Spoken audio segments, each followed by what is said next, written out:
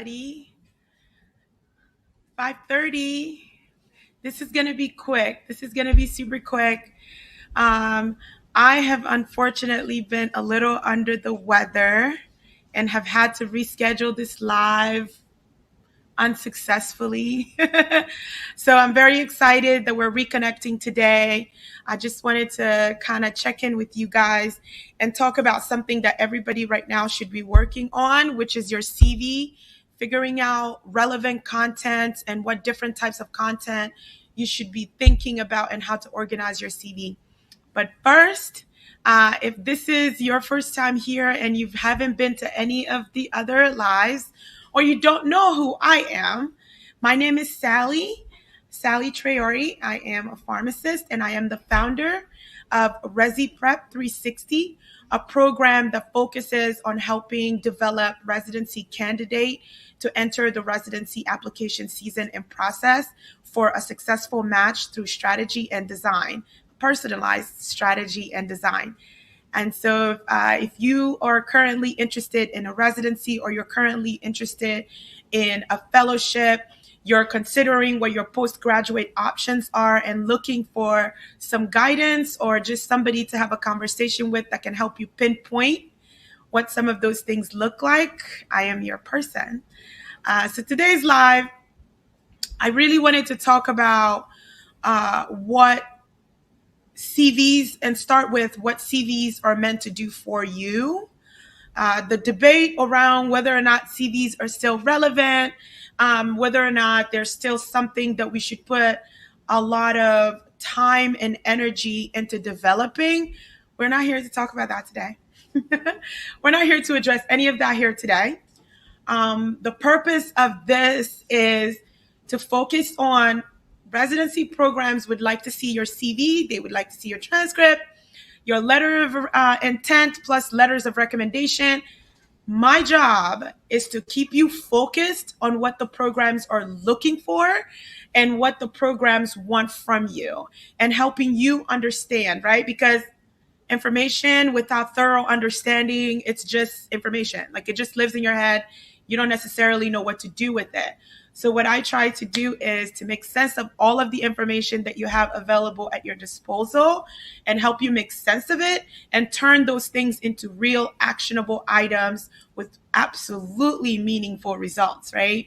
So your CV and what a CV is meant to do, it is abbreviated for curriculum vitae, and all it is, it's an explanation or an abbreviated document that showcases you as a talent and showcases you as a professional, showcases you as a candidate. And so when you think about, I always like to review with you guys what the purpose of each item is.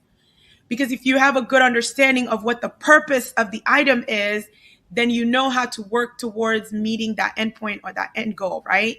So the purpose of the CV is to showcase who you are and to showcase all of the different things that you have been able to do, how you have prepared yourself up until this moment to be a competitive candidate or to be an excellent fit for a particular program. They're not looking at your CV to be awed by it. I mean, they're where they are and they're recruiters and looking for appropriate talent.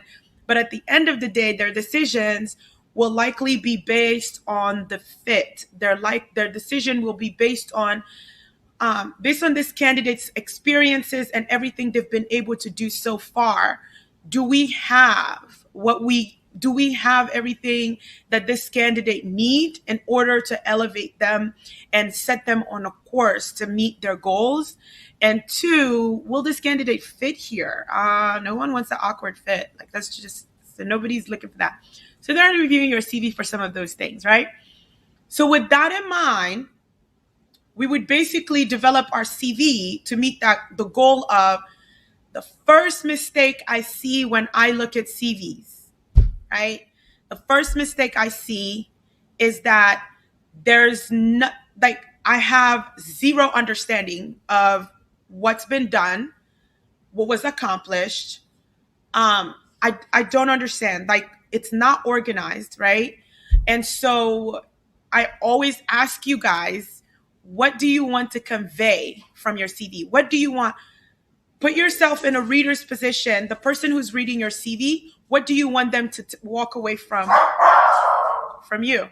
Okay. And so now my dog Louie wants to participate, and this is very embarrassing right now because I don't know who's outside, but he feels the needs to kind of participate right now and bark at whatever's happening at the door.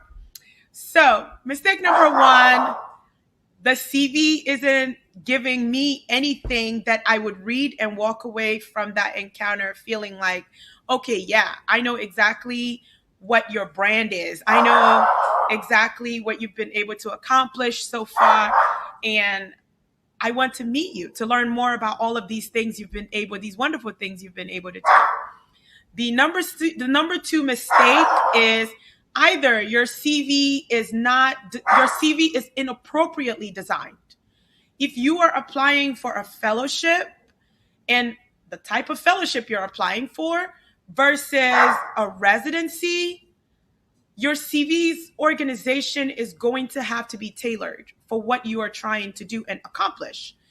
If you're applying for a fellowship, absolutely, a pharmaceutical industry or a relevant pharmaceutical industry is going to have to float to the top. Special and unique projects are going to have to float to the top. Any publication experiences that you may have, you want those things to be noticeable and picked up right away. And versus if you're applying for residency, we really would like them to see your licenses and certifications. Are you immunization certified? Any type of behavioral health or opioid use disorder certifications you've been able to obtain? We want those things to float to the surface as quickly as possible. So that's like the second mistake I tend to see that I find myself correcting often. It's that the CV is not tailored towards what objective or goal and the position that you are applying for. The third mistake, or the third most common thing I tend to correct, is formatting. I don't know. I don't know how to put this very well, but the formatting of your CV, the ease with which a recruiter is able to get through your CV, looking at categories by categories, lines by lines, it's going to tell them, like, it's just your CV, like the aesthetics of it. When I look at it, it's not too busy with words, or there aren't all this open blank white spaces on the CV that I just can't take my eyes off of. Formatting is important. It shows that you pay attention to detail. And the only way you're going to eliminate little things like that is if you put the time and energy into really making sure that the dates are perfectly lined up and that the indentations in the documents are absolutely perfect. I spend a lot of time on this and really, really strive to make sure that we're putting forward a CV that is perfect, easy to read, and one that when they look at it, it's aesthetically pleasing. That's mistake number 3. I think the fourth mistake I rectify often, typos. This kind of should have fallen in the same categories with formatting, but I feel like it needs its own, bullet point and a way to address it. I don't know what it is, but so let's just go back for a second. It's incredibly difficult for you to review your own work to a certain extent. It doesn't matter how detail oriented you are.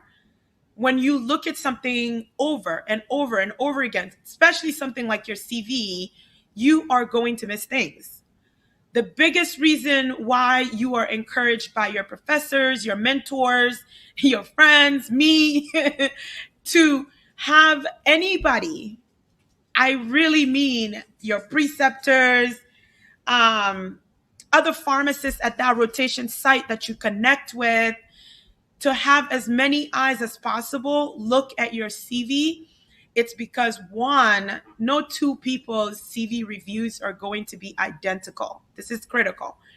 But also, what one person may miss, another person may catch. Someone could come up with an incredibly creative idea on how to reorganize your CV, and it will completely change the look of your CV. And so get as many eyes as you possibly can on your CV so that if there are typos, it's unforgivable, really, because the assumption is that you've looked at this document for so long, it should be absolutely perfect and stellar. And you're not going to get any sympathy if there are glaring typos all over the CV. Yet, here's another candidate whose CV is stellar. Everything's perfect. It's spelled perfectly. Like the spelling is great. The content is great. You just don't want people to have a preconceived notion about you before they even meet you. That's the whole purpose of making sure that there are no typos and there are no formatting issues, right? The last thing that I think I spend a lot of time correcting is description of rotation experiences. And so I am unaware of what a good number of bullet point is to talk about the things that you participated in, the learning experiences that you participated in when you were on rotation. But I advocate for 3 bullet point under each CV. One of the bullet points, and so before, let me focus on the things I tend to fix. I see a lot of passive language used in your in student CV. You talk about how you participated in multidisciplinary rounds. That's great, but that's an expectation of any health system rotation. Like there's nothing special that you're attending multidisciplinary rounds. Sorry to break it to you.